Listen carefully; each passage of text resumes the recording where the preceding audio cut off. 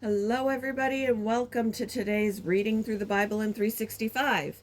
Today we are going to be focusing on 2 Samuel chapters 9, 10, and 11, and Luke chapter 15, verses 11 to 32. We're getting started in 2 Samuel with chapter 9. One day David asked, "Is anyone in Saul's family still alive? Anyone to whom I can show kindness for Jonathan's sake?" He summoned a man named Ziba, who had been one of Saul's servants. "Are you Ziba?" the king asked. "Yes, sir, I am," Ziba replied. The king then asked him, "Is anyone still alive from Saul's family? If so, I want to show God's kindness to them." Ziba replied, "Yes, one of Jonathan's sons is still alive. He is crippled in both feet." "Where is he?" the king asked. "In Lo-debar," Ziba told him, "at the home of Machir, son of Amiel." So David sent for him and brought him from Machir's home. His name was Mephibosheth. He was Jonathan's son and Saul's grandson. When he came to David, he bowed low to the ground in deep respect. David said, "Greetings, Mephibosheth." Mephibosheth replied, "I am your servant." "Don't be afraid," David said. "I intend to show kindness to you because of my promise to your father, Jonathan. I will give you all the property that once belonged to your grandfather Saul, and you will eat here with me at the king's table." Mephibosheth bowed respectfully and exclaimed, "Who is your servant that you should show such kindness to a dead dog like me?"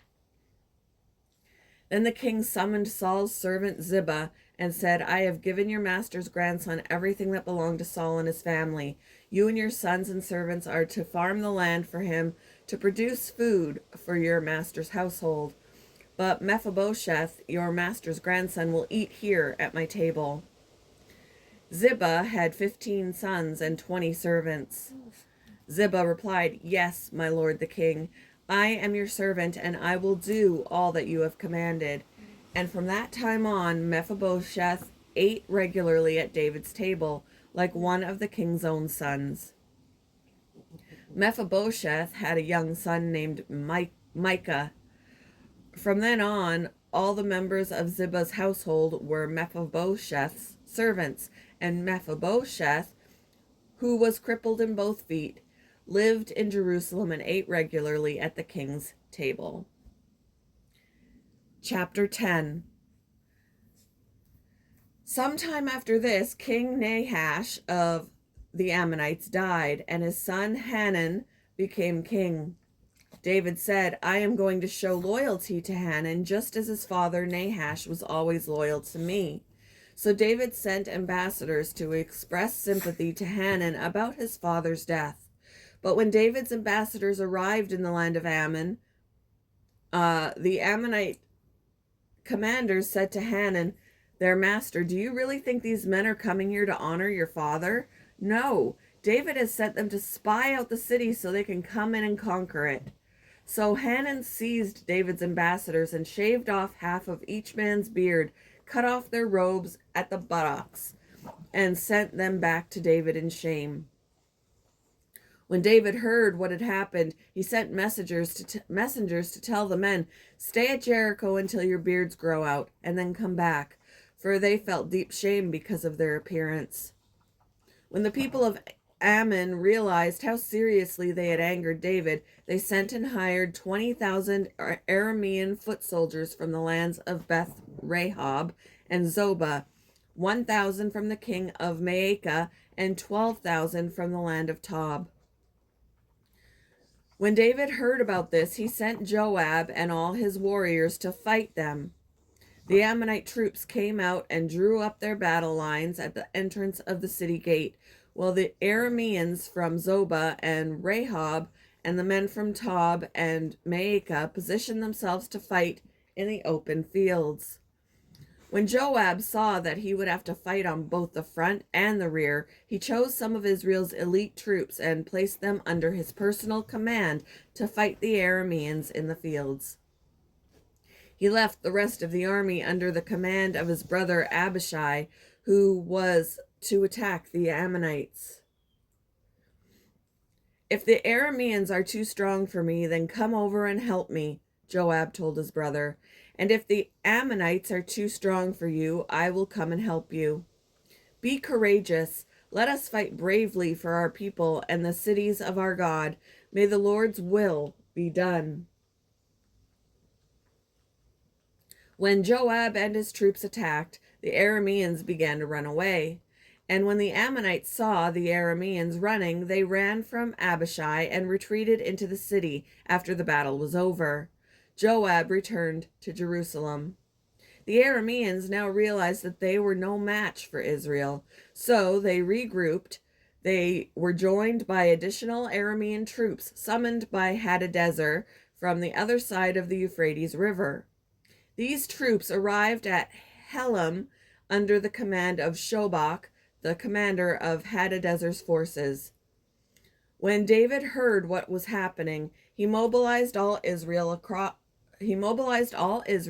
crossed the Jordan River, and led the army to Helam. The Arameans positioned themselves in battle formation, and fought against David. But again, the Arameans fled from the Israelites. This time, David's forces killed 700 charioteers and 40,000 foot soldiers, including Shobach, the commander of their army. When all the kings allied with Hadadezer saw that they had been defeated by Israel, they surrendered to Israel and became their subjects. After that, the Arameans were afraid to help the Ammonites. Chapter 11. In the spring of the year, when kings normally go out to war, David sent Joab and the Israelite army to fight the Ammonites. They destroyed the Ammonite army and laid siege to the city of Rabbah. However, David stayed behind in Jerusalem. Late one afternoon, after his midday rest, David got out of bed and was walking on the roof of the palace. He looked out over the city. He noticed a woman of unusual beauty taking a bath. He sent someone to find out who she was, and he was told, "She is Bathsheba, the daughter of Eliam, and the wife of Uriah the Hittite." Then David sent messengers to get her, and when she came to the palace, he slept with her. She had just completed the purification rites after having her menstrual period. Then she returned home. Later, when Bathsheba discovered that she was pregnant, she sent David a message saying, "I'm pregnant." Then David sent word to Joab, "Send me Uriah the Hittite."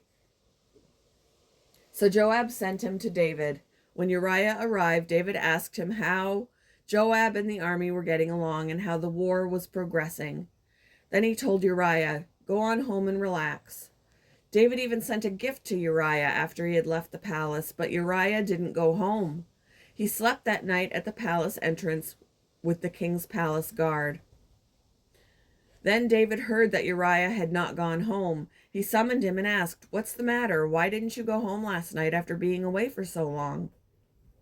Uriah replied, "The ark and the armies of Israel and Judah are living in tents, and Joab and my master's men are camping in the open fields.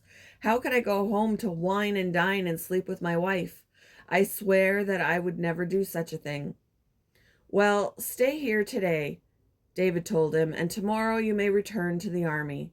So Uriah stayed in Jerusalem that day and the next. Then David invited him to dinner and got him drunk.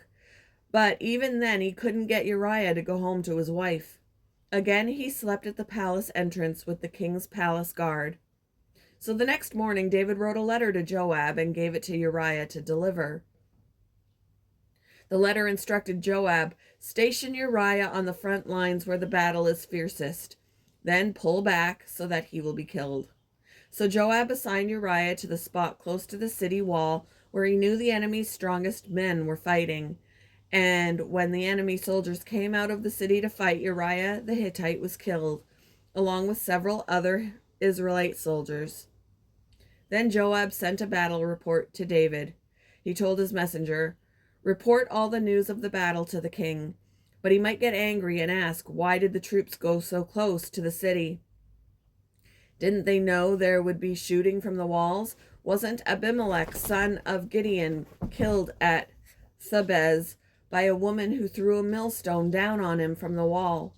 Why would you get so close to the wall? Then tell him Uriah the Hittite was killed too." So the messenger went to Jerusalem and gave a complete report to David. "The enemy came out against us in the open fields," he said, "and as we chased them back to the city gate, the archers on the wall shot arrows at us. Some of the king's men were killed, including Uriah the Hittite." "Well, tell Joab not to be discouraged," David said. "The sword devours this one today and that one tomorrow. Fight harder next time and conquer the city." When Uriah's wife heard that her husband was dead, she mourned for him.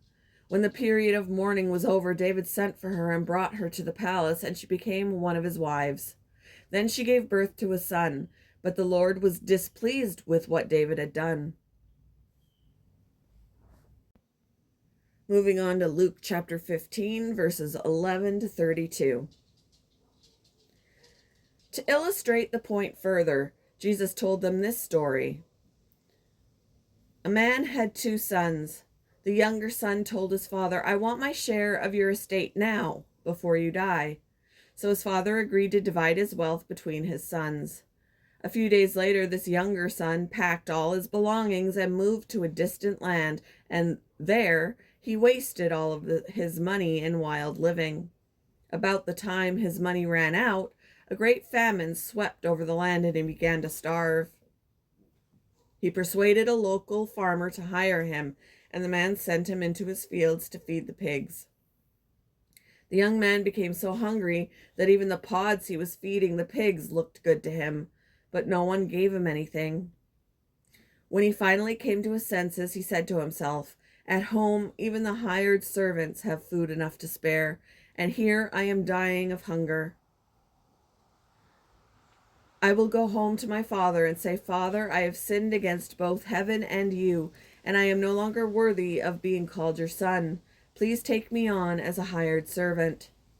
So he returned home to his father, and while he was still a long way off, his father saw him coming.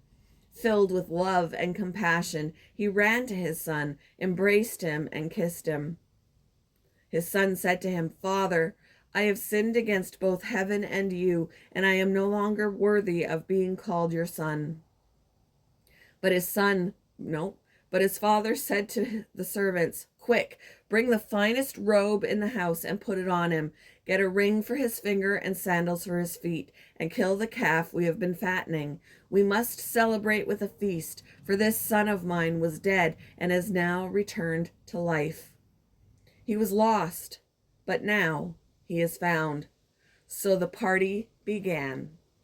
Meanwhile, the older son was in the fields working. When he returned home, he heard the music and dancing in the house, and he asked one of the servants what was going on. 'Your brother is back,' he was told, 'and your father has killed the fattened calf. We are celebrating because of his safe return.' The older brother was angry and wouldn't go in. His father came out and begged him, but he replied, 'All these years I've slaved for you and never once refused to do a single thing you told me to do. And in all that time, you never gave me even one young goat for a feast with my friends. Yet when this son of yours comes back after squandering your money on prostitutes, you celebrate by killing the fattened calf.' His father said to him, 'Look, dear son, you have always stayed by me, and everything I have is yours. We had to celebrate this happy day, for your brother was dead and has come back to life. He was lost, but now he is found.'"